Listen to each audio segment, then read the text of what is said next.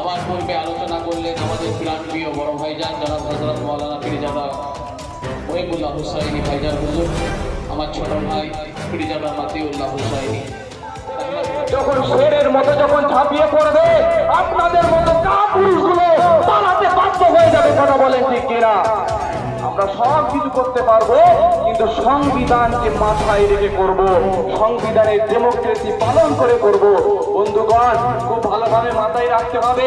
আজকে কখনো আমাদের দরগাহের উপরে আগুন তোলা হয়, খাজা মঈনুদ্দিন চিশতি হুজুরের দরগাহের উপরে আগুন তোলা হয়, কখনো আমাদের মসজিদের উপরে অ্যাটাক করা হয়, কখনো আমাদের ওয়াকাফের সম্পত্তির উপরে অ্যাটাক করা হয়, কখনো আমাদের কবরস্থানের উপরে আগুন তোলা হয়। এই যুব সমাজ উঠে দাঁড়াও। আমরা তাদেরকে বলে দিতে চাই যে আমরা সব কিছু করবো গণতান্ত্রিক প্রক্রিয়াকে মান্যতা দিয়ে, প্রাধান্য দিয়ে।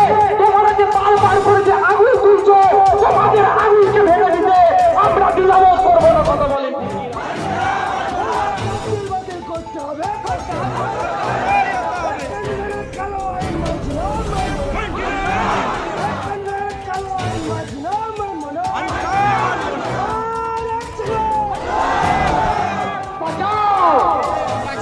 সংবিধান বাঁচাও, ওয়াকাফের কালা কানুন ভেঙে দাও, কুড়িয়ে দাও।